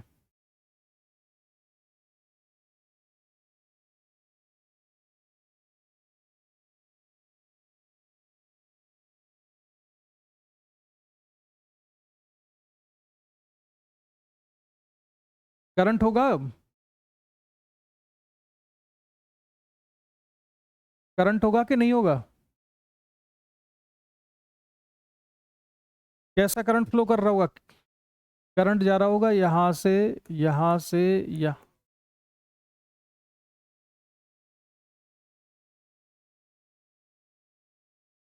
हाँ, कल हम कर चुके थे ये, ऐसा क्वेश्चन, ध्यान दो। इसमें जो करंट आएगा वो करंट आएगा बीवीएल, बीवीए, इसकी लेंथ कितनी है, ए के बराबर है, तो बीवीए अपॉन टोटल रेजिस्टेंस कितना हो गया सर्किट का, 2R। और जब करंट इसमें फ्लो होगा तो इस करंट पर ये वाला मैग्नेटिक फील्ड फोर्स भी लगाएगा। उस फोर्स की डायरेक्शन ऐसे निकाल सकते हो, I D L cross B से। तो मैग्नेटिक फोर्स लगेगा यहाँ पर, एफ बी। मैग्नेटिक फोर्स की वैल्यू क्या होती है? Magnetic force current carrying wire पर होता है B I L sine theta के बराबर। तो यहाँ पर फोर्स आएगा B equal to, F B equal to B, I की वैल्यू ये है B V A upon 2R। Length कितनी है वायर की, ए के बराबर है, और एंगल कितना है करंट की और मैग्नेटिक फील्ड के बीच में, 90 डिग्री। मैग्नेटिक फील्ड अंदर है और ये करंट है, तो इतना मैग्नेटिक फोर्स लगेगा v² a² v upon 2r। तो इतना ही एक्सटर्नल फोर्स हमें यहाँ से लगाना पड़ेगा इस वाले केस में, जिससे कि ये कांस्टेंट वेलोसिटी से मूव करे। तो एक्सटर्नल फोर्स और ये मैग्नेटिक फोर्स दोनों मिलके कितने हो जाएंगे, 0 हो जाएंगे। ठीक है, इतना लगाना पड़ेगा। हमने कल सॉल्व किया था कि इसको मूव कराने के लिए पावर कितनी डिलीवर करनी पड़ेगी। तो पावर डिलीवर करने के लिए force, external force into velocity, तो उसका आंसर होता है b² a² v² upon 2r। आया याद?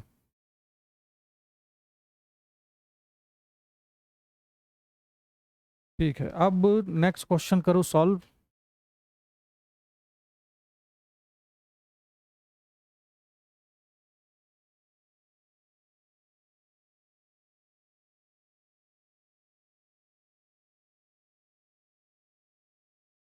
थोड़ा अलग टाइप का क्वेश्चन करते हैं, क्वेश्चन नंबर 41।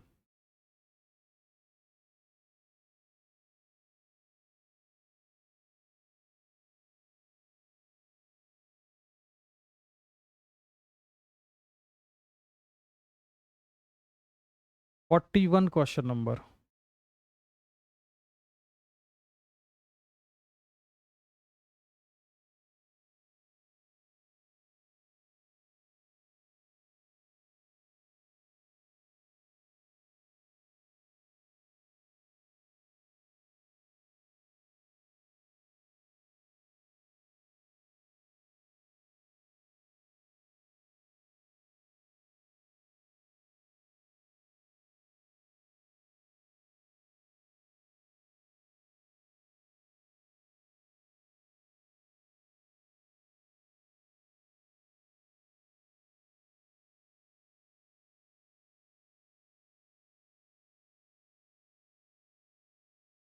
हम्म, क्या क्या शो? अच्छा, ये सॉल्व करके हम बताओ ना इसमें कि बी की वैल्यू इतनी होगी क्या। तुम क्या कह रहे थे, शो?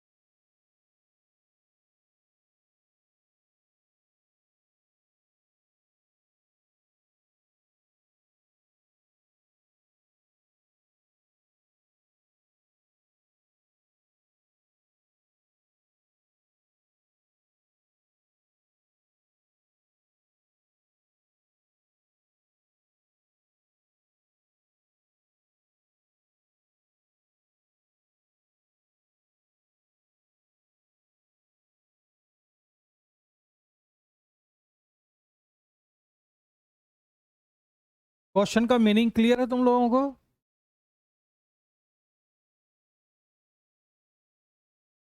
क्यों भाई, क्वेश्चन में क्या हो रहा है ये क्लियर है?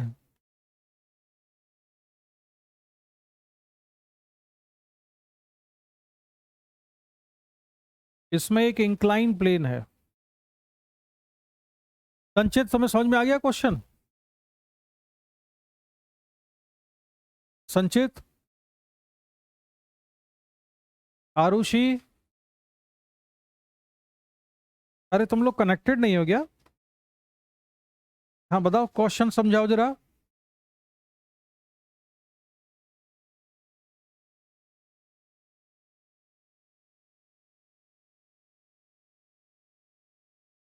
नहीं नहीं, वायर अभी कैसे स्लाइड कर रहा है? कहाँ पर है ये वायर? ये देखो, एक इंक्लाइन प्लेन है ऐसा। ये इंक्लाइन प्लेन है, अगर मैं यहाँ बना दूं तो इस तरह का एक इंक्लाइन प्लेन है। इस इंक्लाइन प्लेन पर एक वायर ऐसे स्लाइड कर रहा है नीचे, ये ऐसे नीचे आ रहा है स्लाइड करते हुए। और इंक्लाइन प्लेन का जो एंगल है यहाँ पर, ये एंगल कितना है हॉरिजॉन्टल के साथ में? थीटा है। और मैग्नेटिक फील्ड कैसा है? ऐसा है, वर्टिकली अपवर्ड। ठीक है। और ये कांस्टेंट वेलोसिटी से स्लाइड कर रहा है। अब यहाँ पर ग्रेविटी है कि नहीं इस क्वेश्चन में?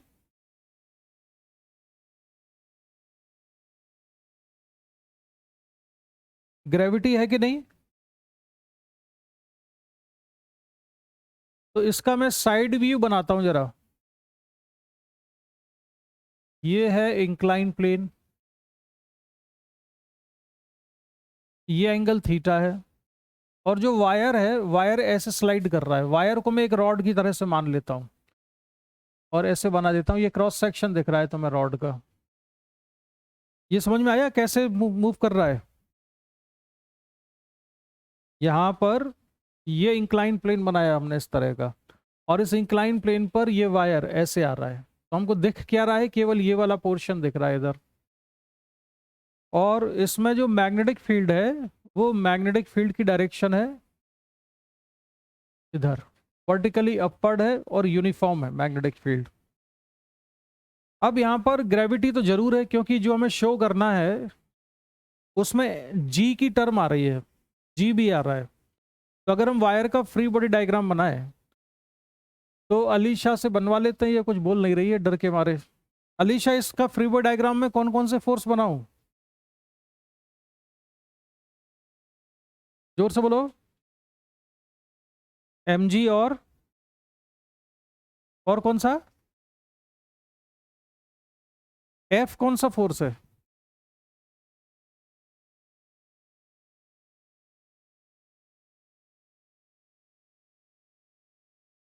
हाँ, एक फोर्स तो लगेगा इस पर mg नीचे, और एक बनेगा नॉर्मल रिएक्शन इधर। ये एंगल थीटा है, तो अगर हम इसको आगे बढ़ा दें तो ये भी थीटा होगा। तो mg का एक कंपोनेंट यहाँ पर आएगा, mg साइन थीटा, और यहाँ पर होगा mg कॉस थीटा। तो mg साइन थीटा और mg कॉस थीटा तो फोर्स लग गए। इस mg साइन थीटा की वजह से ये वायर स्लाइड करेगा। mg साइन थीटा की वजह से ये वायर इस तरह से स्लाइड करते हुए नीचे आएगा। जब स्लाइड करते हुए वायर नीचे आएगा तो मैग्नेटिक फील्ड की वजह से इसमें एक मोशनल ईएमएफ आएगा। मोशनल ईएमएफ किस कंपोनेंट की वजह से आएगा? मैग्नेटिक फील्ड का कौन सा कंपोनेंट? क्योंकि इसकी वेलोसिटी तो यहां होगी। वेलोसिटी और मैग्नेटिक फील्ड परपेंडिकुलर तो है नहीं।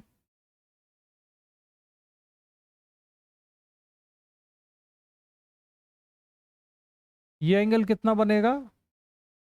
90 minus theta.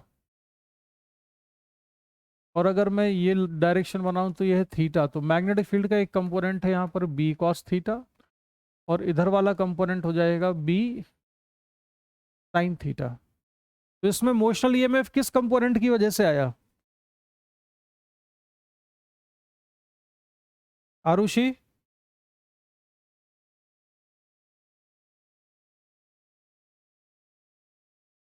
We cos theta की वजह से, क्योंकि वेलोसिटी के ये परपेंडिकुलर है। ये वेलोसिटी इधर है, वी बी कॉस थीटा इधर है। अब हमको ये देखना है कि इसमें जो ईएमएफ इंड्यूस होगा उस ईएमएफ को अगर हम एक बैटरी के इक्विवेलेंट मान लें तो उसका पॉजिटिव टर्मिनल कहाँ लगाएंगे? तो उसके लिए v cos theta cross b की डायरेक्शन निकालो। v क्रॉस b की डायरेक्शन किधर आएगी? वेलोसिटी कहाँ पर इसकी? ये वेलोसिटी है और ये क्या है? v cos थीटा है। तो v क्रॉस b की डायरेक्शन किधर होगी? ये है v, ऊपर की तरफ था तो इसकी डायरेक्शन कहाँ रही है? अंदर की तरफ। यानी कि जो फोर्स लगेगा इलेक्ट्रॉन पर वो कहाँ पर लगेगा? बाहर की तरफ। v क्रॉस बी अंदर है, वो पॉजिटिव चार्ज पे फोर्स होता है, नेगेटिव चार्ज पे फोर्स अपोजिट डायरेक्शन लगेगा यानी कि इधर। तो इलेक्ट्रॉन यहां मूव करेंगे। इलेक्ट्रॉन अगर मूव करेंगे बाहर की तरफ तो करंट एक्चुअल में कैसा जा रहा होगा? इसमें करंट क्रॉस जाएगा। इस रॉड में जो करंट होगा वो करंट कैसा बनेगा? क्रॉस, यानी कि करंट जा रहा होगा इधर। तो जब करंट इधर जाएगा तो मैग्नेटिक फील्ड इस पर फोर्स लगाएगा। बड़ा बढ़िया सवाल है ये। करंट अंदर की तरफ जा रहा है, ये समझ में आ रहा है कि नहीं? करंट किधर को जा रहा है इसमें?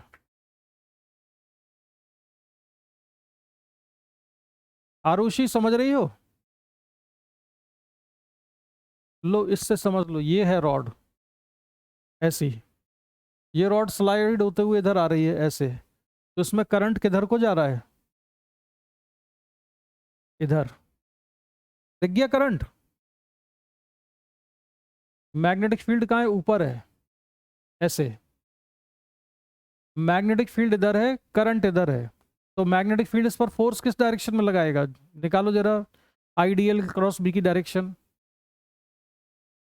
आईडीएल क्रॉस बी की डायरेक्शन निकालो, इस पर क्या होगी? बी ऊपर है, करंट इधर है। एल क्रॉस बी की डायरेक्शन चाहिए, एल करंट की डायरेक्शन में लेते हैं। डीएल इधर है, बी ऊपर है, तो डीएल क्रॉस बी किधर आ रहा है? संचेत।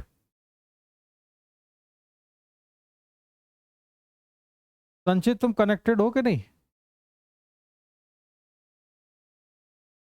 लगता गायब हो गया ये। इसमें मैग्नेटिक फोर्स की डायरेक्शन बताओ किधर आई? अरे यार करंट इधर जा रहा है, करंट इधर आ रहा है, इधर मैग्नेटिक फील्ड है ऊपर, तो किधर आ रही है डायरेक्शन? डीएल क्रॉस बी की, आईडीएल क्रॉस बी की।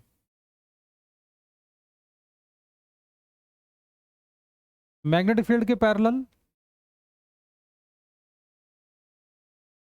ऊपर, मतलब मैग्नेटिक फील्ड।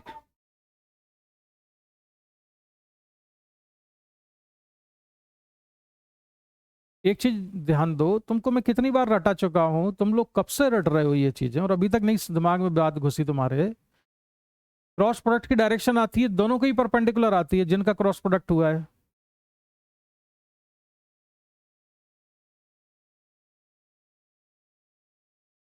मतलब करंट के पैरेलल।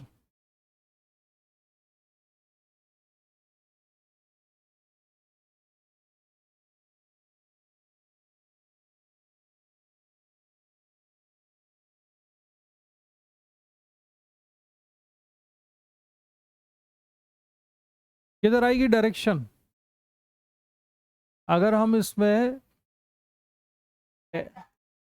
एक्स वाई जेड अगर लें तो मैग्नेटिक फील्ड है बी, जे कैप, और जो करंट इसमें फ्लो हो रहा है वो करंट है एल माइनस के कैप। करंट जा रहा था अंदर परपेंडिकुलर टू द प्लेन, तो इसकी जो डायरेक्शन है वो डायरेक्शन आनी थी माइनस के कैप क्रॉस जे कैप। के क्रॉस जे क्या होता है?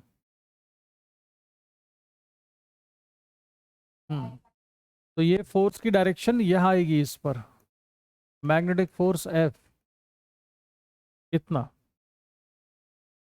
अब एफ बी की वैल्यू चाहिए हमको कि एफ बी होगा कितना।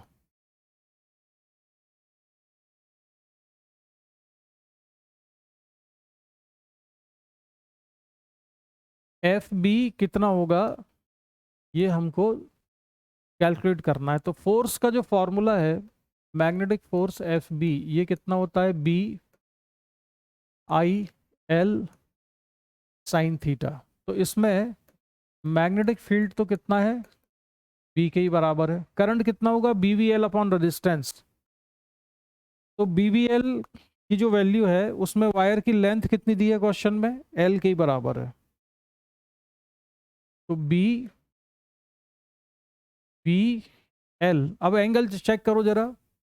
इसमें जो BVL था, BVL में ये B साइन थीटा नहीं आएगा, B कॉस थीटा आएगा, क्योंकि EMF जो इंड्यूस हुआ है वो किसकी वजह से इंड्यूस हुआ है, B कॉस थीटा की वजह से। तो BVL कॉस थीटा, ये तो इंड्यूस्ड EMF हुआ, रेजिस्टेंस से डिवाइड कर दें, ये L, और थीटा का होता है angle between magnetic field and current. तो मैग्नेटिक फील्ड और करंट के बीच में कितना एंगल है, 90 डिग्री। करंट ऐसे जा रहा था इधर माइनस के कैप की डायरेक्शन में, और मैग्नेटिक फील्ड है जे कैप की डायरेक्शन में। तो ये आया 90 डिग्री। तो इससे मैग्नेटिक फोर्स कितना हुआ, मैग्नेटिक फोर्स हुआ B square L square V cos theta upon R. ये मैग्नेटिक फोर्स है, लेकिन ये वायर मूव कर रहा है कांस्टेंट वेलोसिटी से। तो अब हम इस फोर्स को भी रिजॉल्व करेंगे। ये एंगल थीटा है, तो ये आएगा एफ बी कॉस थीटा, ये आएगा एफ बी साइन थीटा। अगर वेलोसिटी कांस्टेंट है तो ये नेट फोर्स जीरो होना चाहिए मोशन की डायरेक्शन में, यानी M G sine theta minus B square L square V cos theta by R equal to zero. Net force zero कर दिया। हमको क्या पूछा था क्वेश्चन में, बी पूछा था, तो बी इक्वल टू कितना आया,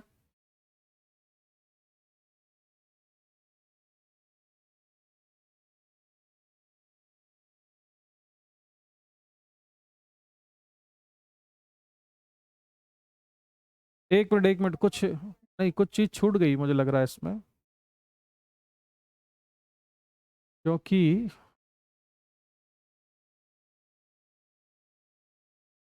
इंड्यूस्ड ईएमएफ कितना निकल,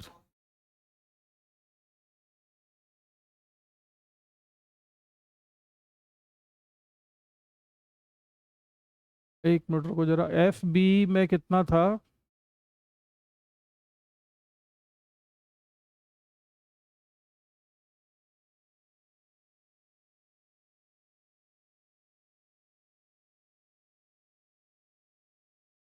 यहाँ,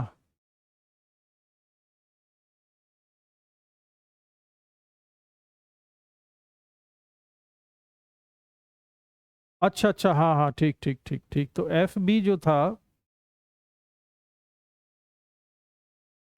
अच्छा अच्छा, हाँ ये एफ, हाँ एफ बी कॉस थीटा था, तो इसमें एक कॉस थीटा और है, ये तो एफ बी की वैल्यू है, तो ये कॉस स्क्वायर थीटा हो जाएगा। ठीक है, अब ठीक है ये। तो ये हो जाएगा M G R upon B square M G R sine theta, M G R sine theta upon B square L square और वी कॉस स्क्वायर थीटा, इतना हो जाएगा ये। अच्छा, बी स्क्वायर तो हटेगा, बी स्क्वायर तो निकाला ही है हमने, ये इतना बचेगा। अरे यार, ये तो सारा गायब हो गया by mistake.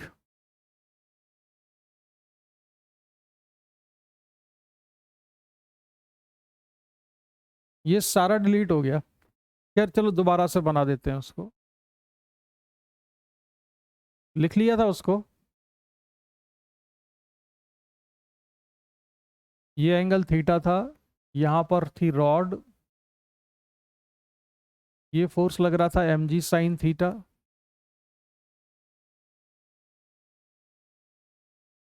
M G cos theta, और इस रॉड पर मैग्नेटिक फील्ड का जो एक कंपोनेंट था यहाँ पर, ये था बी कॉस थीटा, और एक कंपोनेंट यहाँ पर है बी साइन थीटा। करंट की डायरेक्शन क्रॉस थी, इसमें करंट था क्रॉस, अंदर जा रहा था करंट। तो जो फोर्स आया था इस पर, फोर्स इज इक्वल टू, वो आएगा बी आई एल साइन 90 डिग्री। ये मैग्नेटिक फोर्स था, और इस मैग्नेटिक फोर्स की डायरेक्शन किधर आई थी, ये आई थी एफ बी की डायरेक्शन। ये एंगल थीटा, फिर हमने इसको किया M G sine theta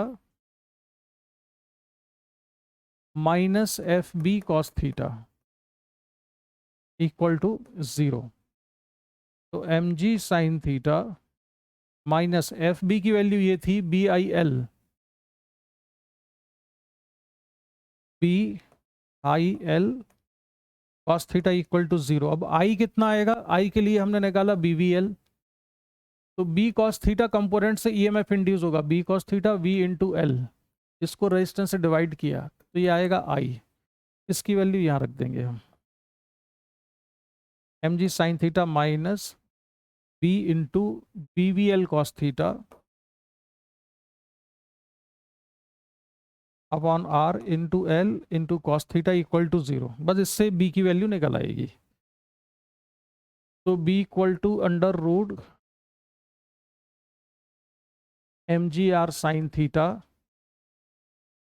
upon कितना हो गया था ये, L square cos square theta, ये था। तो ये बढ़िया क्वेश्चन था, इसमें दिमाग बढ़िया अलग अलग जगह से दो तीन चीजें इसमें घुमानी थी, मैकेनिक्स भी इसमें मिक्स थी।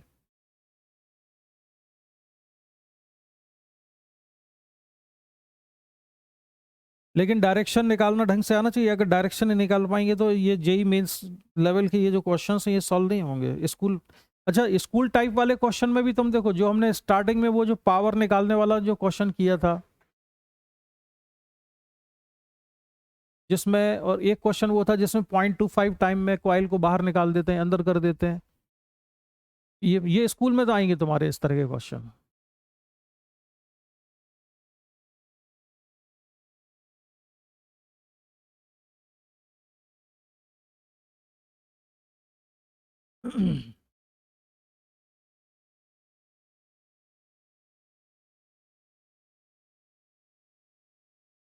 तो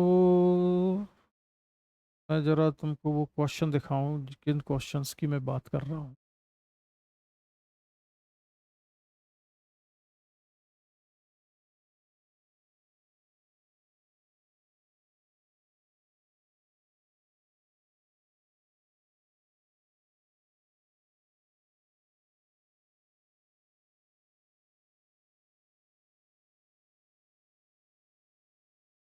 हमने जो क्वेश्चन सॉल्व किए थे ना ये वाले, स्टार्टिंग के 5 6 7 8 9, ये स्कूल टाइप के क्वेश्चन थे, स्कूल में आएंगे, लेकिन इनमें भी देखो कैलकुलेशन हमको आना चाहिए करना ठीक से, और क्वेश्चन को समझ में आना चाहिए तब होंगे। मेंस टाइप के जो क्वेश्चंस हैं वो दूसरे क्वेश्चंस हैं जो हमने सॉल्व किए, कल भी हमने क्वेश्चन सॉल्व किए थे, तो अब मुझे लगता है तुम्हारी प्रैक्टिस तो मतलब मैंने तो सफिशिएंट करा दी है, अब तुम्हारी बारी है कि तुम खुद कितना प्रैक्टिस करोगे क्वेश्चंस को। ठीक है, तो जितने ज़्यादा क्वेश्चन सॉल्व करोगे उतने ज़्यादा कॉन्सेप्ट क्लियर होंगे, उतने अच्छे से तुम डायरेक्शंस निकाल पाओगे। तो अब नेक्स्ट क्लास में हम इंडक्शन पढ़ेंगे, अब इंडक्टर, ठीक है, इंडक्टर स्टार्ट करेंगे, आगे की चीज़ स्टार्ट कर लेंगे अब नेक्स्ट क्लास से। तो आज हम इतना ही कंप्लीट करते हैं, ठीक है। नेक्स्ट क्लास में क्या पढ़ना है अपने को, इंडक्शन, ठीक है, इंडक्टर पढ़ना है बेसिकली। सोलेनॉइड जैसी चीज होती है उसको यहाँ पर इंडक्टर कहेंगे हम, जो कि वहाँ पर सोलेनॉइड कहते थे, ठीक है। तो समझ में आ गया ये सारा, चलो तो फिर मैं